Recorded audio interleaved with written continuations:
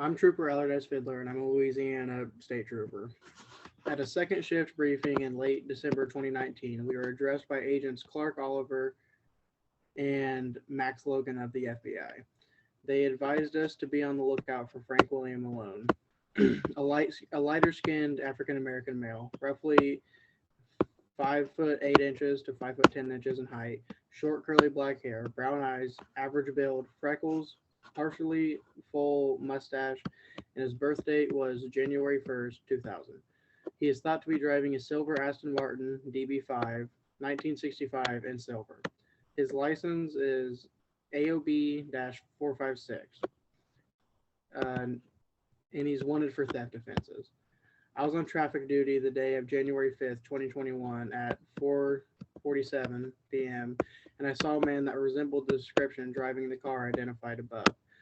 Cross in front of me at the intersection of US 190 and LA 59 along the eastern edge of the city of Mandeville. US 190 is the main highway through town and connects to the Lake Pontchartrain Causeway, a toll bridge to New Orleans. I activated my lights and pulled in behind him. The individual did not have identifying information on him. I asked his name and he said Frank Williams. I stared, commented, Frank Williams what? He sighed and responded, Frank Williams Malone. I asked him to step outside of the car. I asked Frankie to face away from me and put his hands behind his back. He cooperated very easily, and I got him into cuffs and into my car. He was arrested without any incidents. I brought him to the lockout of the New Orleans City jails.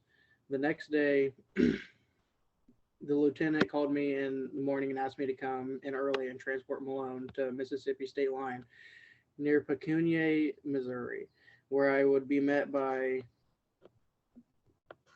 MSHP for transport to Alabama State Line and so forth.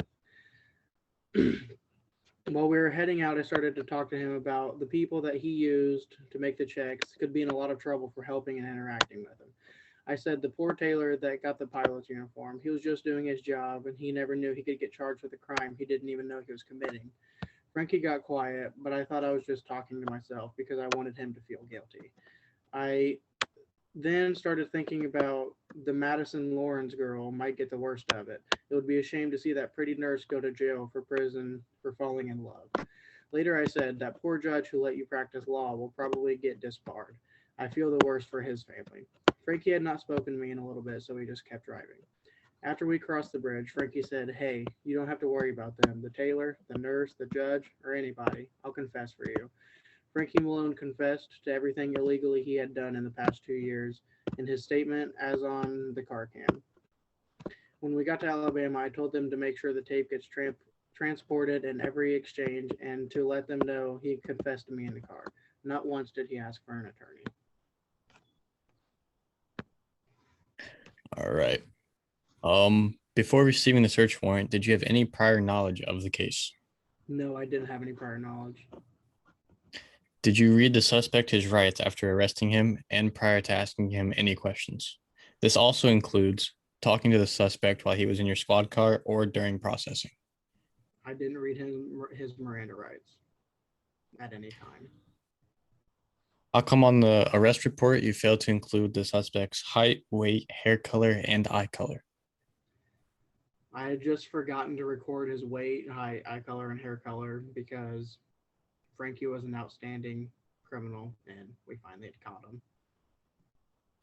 How did you recognize Frank Connors while patrolling but was unable to write down that stuff? They described him over the radio, and I was just patrolling and saw him, so I stopped him. You did, however, include this information in your supplemental, which just doesn't make any sense why it's not in the arrest report. Can you explain?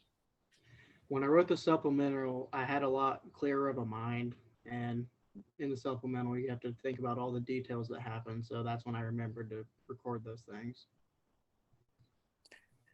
You also failed to include what the suspect was driving when you identified him. Why is that?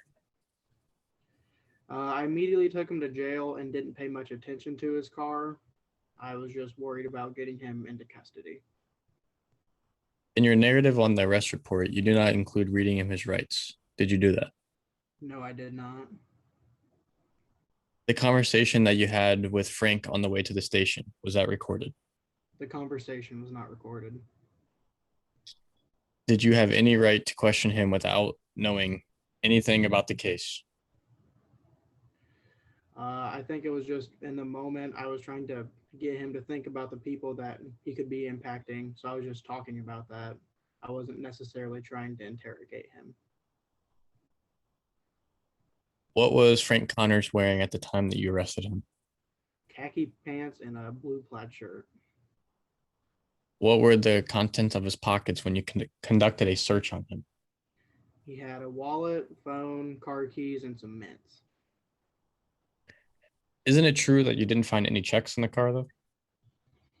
I wasn't there when they found the car, but later when they searched it, they did not find any checks in it. And isn't it true that you didn't find any check making paraphernalia in the car or on his person? No, later when we checked, we did not find any paraphernalia or check making things in his car or on his person. No further questions.